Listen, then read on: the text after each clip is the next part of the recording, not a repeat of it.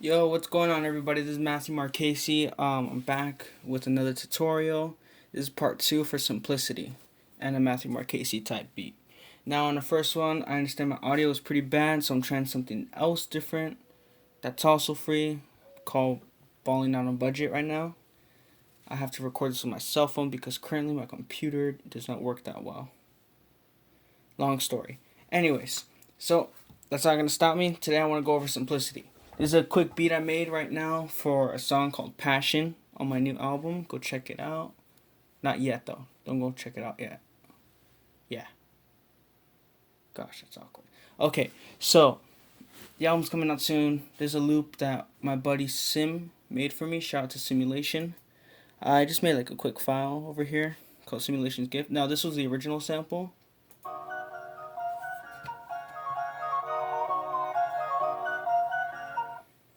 Pretty cool. And I decided, I'm like, yo, that's a sick sample.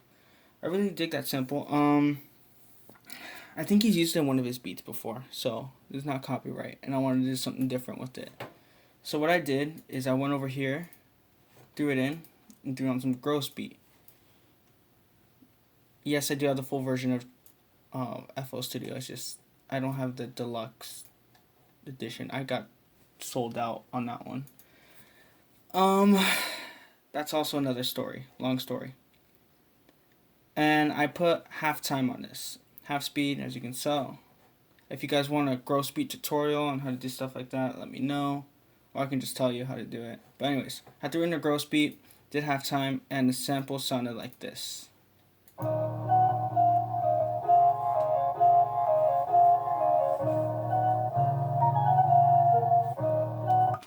Alright, and that's what I was going for. I was going for like a type of vibe like that. Most of my songs are going to be ambience. Ambience is key for my beats. For artists, ambience is like everything. Like, think of us as the picky person in your life. We, as artists, when we're writing over stuff, when we're, constructing our music over beats, over instrumentals, we're very picky. The lighting's got to be right. The mood's got to be right. Our stomach's got to be right. Literally, like if we don't eat right, we don't write right. Yes, pun intended. Anyways, no, all jokes aside though, it has to be like a good mood for us to be in. So for us to reach out to a beat producer and be like, "Yo, I want to collab with you.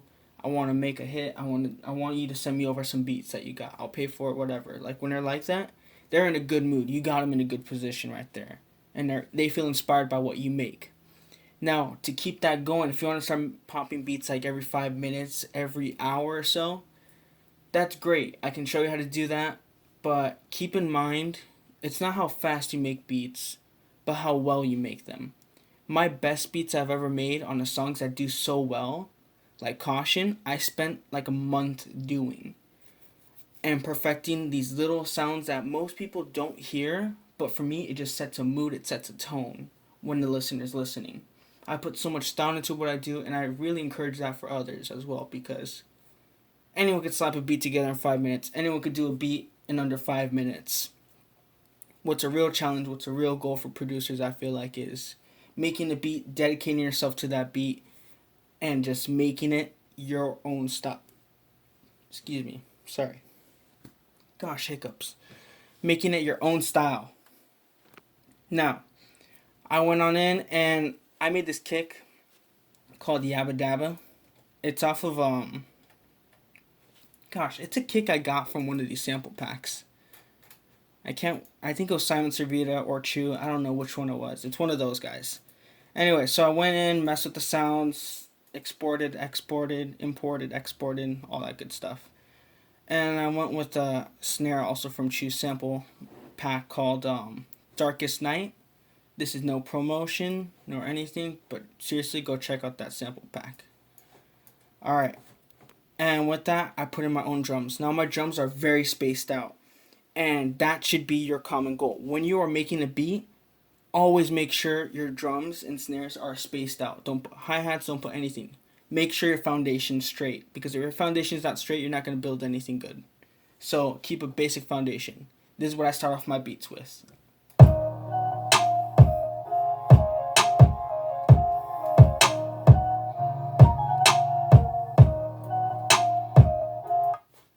pretty good. Right there, that's the whole verse. Like, I could rap over that, someone could write over that. That's all we really need.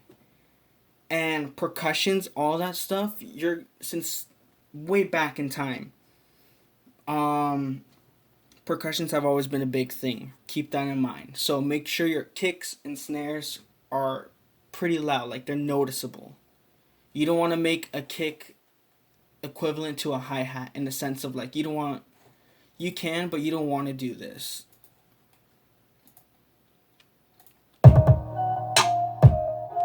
Like, it's cool, it's a cool idea, but when you start doing it repetitively,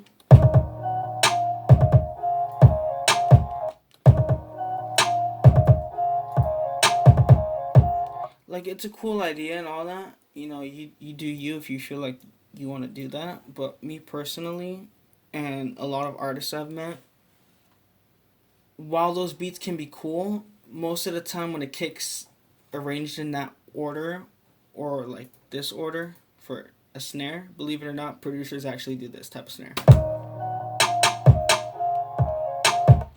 Like, I don't know what clicks. I don't know, I don't know what really happens in there. I'm not judging anyone right now. Not calling anyone out right now. But last night, I saw a producer doing this. And it bugged me. I'm sorry to say it. It bugged me. I wish you could see my facial expression right now, but I'm not dressed right. Alright. TMI, I know. Anyways, believe it or not, producers will do snares like this. And cool style, whatever. There's arguments left and right, about it, whether you should or shouldn't. I'm not saying you shouldn't. I'm not saying you should. I'm just in between. I'm going to give you what my personal opinion is. You don't have to listen to it. But I believe you shouldn't do that. Like, keep your snare consistent. That's it. You want to throw in a little pattern? Throw in one little pattern to tune in the ear. But keep your snares consistent. Because that's where it tells us to take our breaths and when to, like, take a pause or something. Like, that, for us, that's our timing. That's our keyscape. If you mess with that in some sense, like, we can still be able to find the rhythm, find the place to take our breaths. It'll just be difficult. And again, you want to set the mood for the artist. You want to make them feel inspired. So you don't want them to be like, all right, gotta sit down, gotta time my breath, gotta figure out where to write this. So like when they're doing a one take, they have to do all this stuff before one take. You just want them to be able to do a one take. I've done so many one takes on so many other beats in the past. And I know I messed up in the past. But my breathing was consistent. Like, for me, it was awesome because I still, even though my lyrics were garbage, I still felt inspired by the beat. So, yeah, keep your stuff simple like that. And I'm going to quickly go over hi-hats right now. So, give me 1 second. I'm going to lay out a simple pattern so I can show you guys how I do my patterns.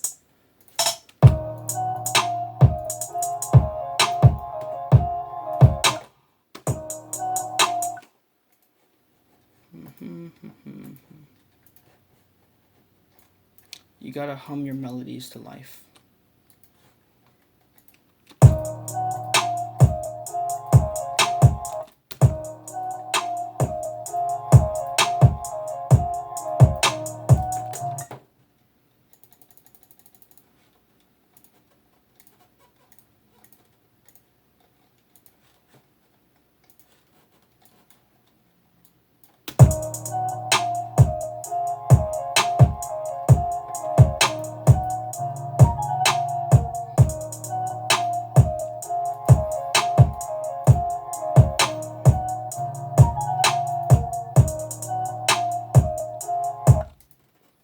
So like that. There you go. If you want to add in more, personally me, I don't feel like you should, but I'm going to show you guys what I personally add more to my beats.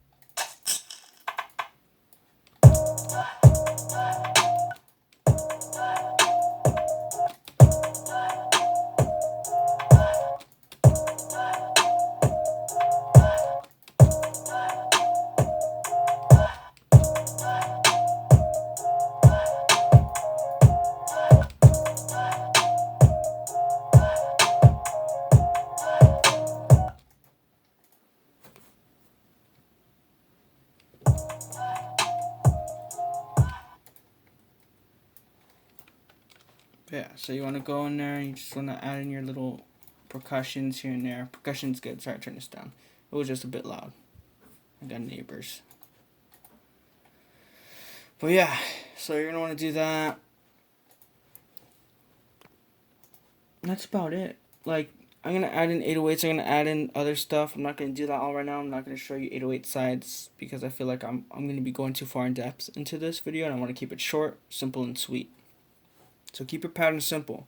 Ignore everything. Remember, lay out your kick and snare first after your melody. Then you can move on to other percussions like hi-hats, chants, and woodblock or claps. Now, that's about that for this tutorial, and I hope you enjoyed it.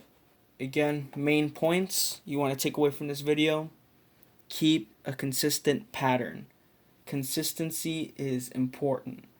So you're going to kind of want to listen to your ear as much as you can. And okay, take your favorite song.